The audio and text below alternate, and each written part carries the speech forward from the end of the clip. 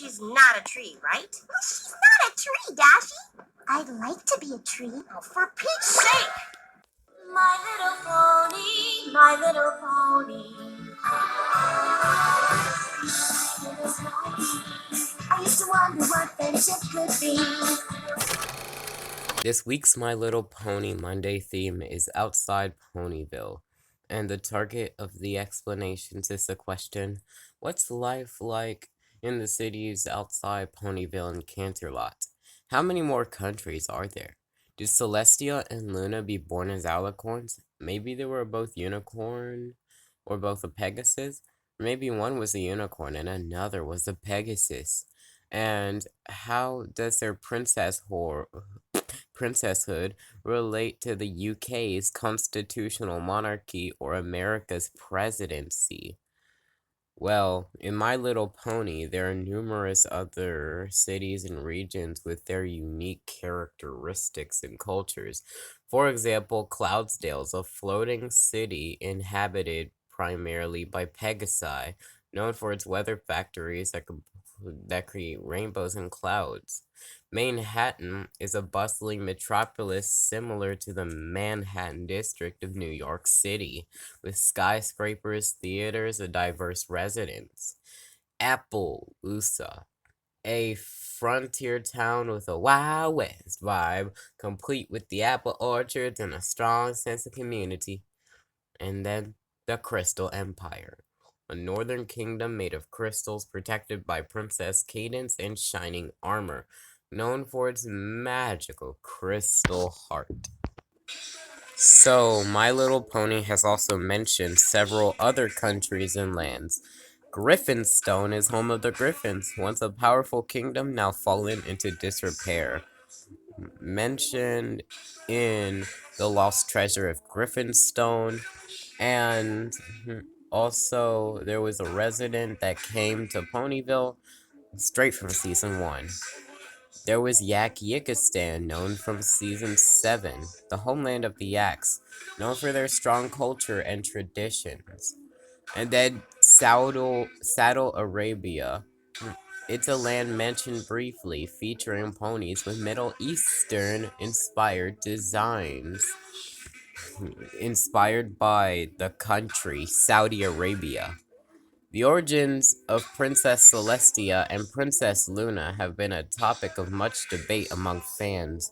It's generally accepted that they were born as alicorns, which is a unique combination of a unicorn, Pegasus, and Earth Pony.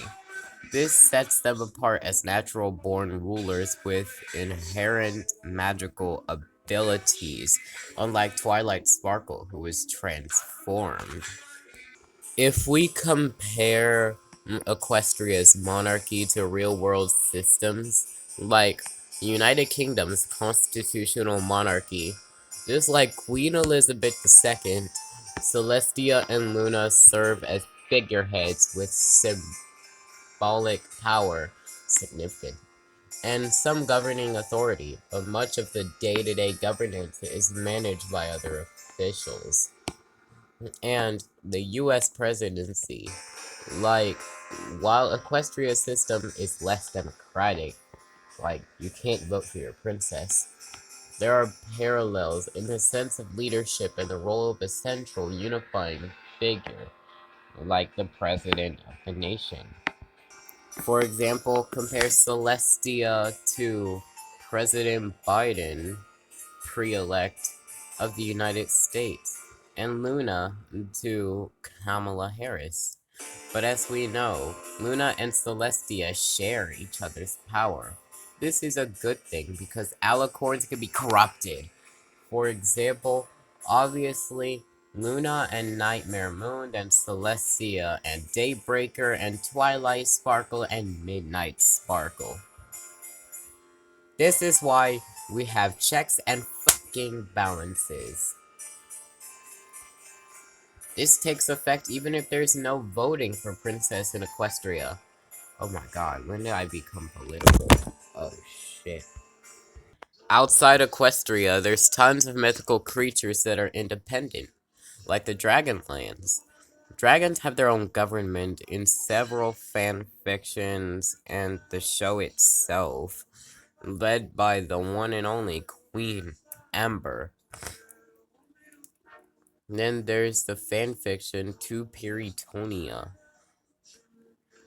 As a brony, I've made my own fanfictions on MLP Monday, sometimes. And if you want to check them out, the link's in the description. I'm making a huge one releasing early spring 2025. It's where I'm not gonna spoil it. You thought I was gonna tell you, huh? Trotting 12?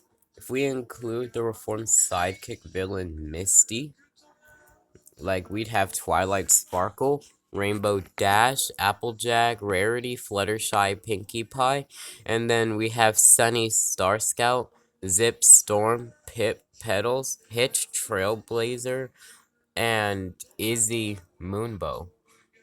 And maybe even Misty Bright Dawn if we're lucky. Add Starlight Glimmer and Spike, and now you have the Full 14. Even though they're not actually fulls. They would bring some of the most beloved and dynamic characters in the My Little Pony universe. Starlight Glimmer, with her powerful magic and intriguing backstory, and Spike, the loyal dragon with a heart of gold, would add even more depth and excitement to the group. Depth. I didn't say death. That could be an idea for G6, especially with a lot of people coming up with ideas after we learned G5 discontinued this year. Because holy shit, we can't have G5 or G6 flopping. All I know that's severely important is that a large-scale 2025 event and a new rebrand in good old 2026. And then there were fears if G5 flopped, that if G6 flopped, that My Little Pony could be cancelled. And we ain't gonna let shit happen. We ain't gonna let shit happen to my favorite thing. Back to MLP Monday, the Changelings also have a monarchy, however I kinda don't like it. They got rid of their feasting on love entirely, and they completely tore up their culture. Don't tear up your culture. What I'm saying is that they sound more like Equestria's puppet, and that's not the case. Thorax led the Season 7 Changeling land with ponyism, giving up their own culture.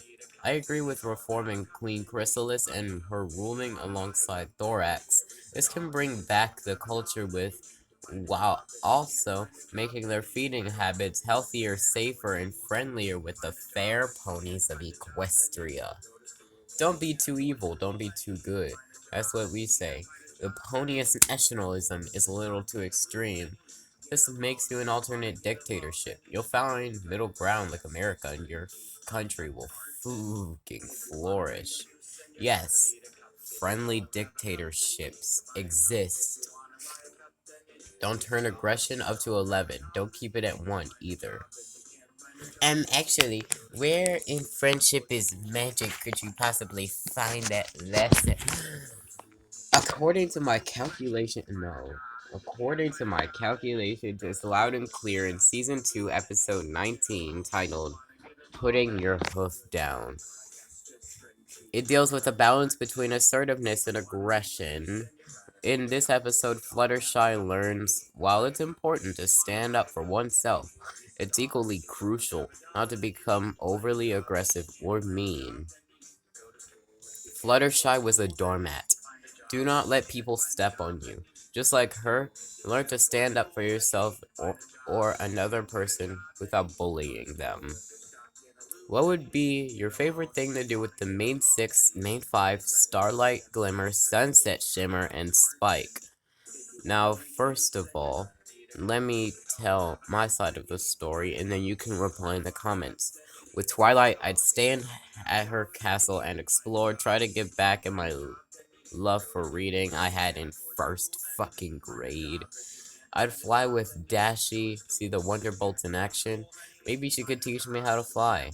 I'd help out at Sweet Apple Acres with Applejack, meet her strong and independent CMC leading sister, Apple Bloom, and then be a taste tester for Apple Everything. I can help Rarity my gems for her latest outfit with Sweetie Belle. We could test out the things she's made and about the encounters where she was fucking mare napped by Diamond Dogs and snatched up by a massive feathered Uber Eats driver. Oh, the times we'll never forget. I get the ride with this DoorDash airborne taxi. She couldn't hear shit because she's allergic to phoenix feathers and Fluttershy. I'd take care and bond with her animals, go bird watching, explore the light side of the Everfree Forest, and Piggy Pie. I'd be glad to take up a job at Sugar Cube Corner. And tonight we have a party, 'cause yes. With Celestia, who knows? Maybe I'll learn magic and delve into that ancient world that only Celestia and Twilight know. Sunrise and sunset. Maybe I'd watch the beautiful time change as Celestia and Luna raise the sun and moon. Royal duties. Maybe I'll travel with her for a day to see what it's like to live and work and rule Equestria. You gain insights into leadership, diplomacy, and the complexities of governance.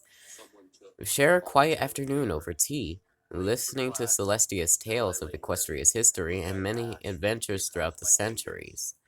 Explore the majestic city of Canterlot with her, visiting key landmarks and secret spots only known to the princess. P.S. When Celestia and Luna raise the sun and the moon, what they really mean is that they would spin the whole world on its axis. Like, that's how the earth works, right? And isn't it impossible for horses to... Well, that's gonna be it for this video. Sorry, I had to wake up at 4 a.m. to do this. So, if you don't mind, have a great day. I might post it this afternoon. Of course, I gotta edit, but I also... School. I know. It sucks. It's Birdiversary. So like and subscribe because I've been birding for 1 year.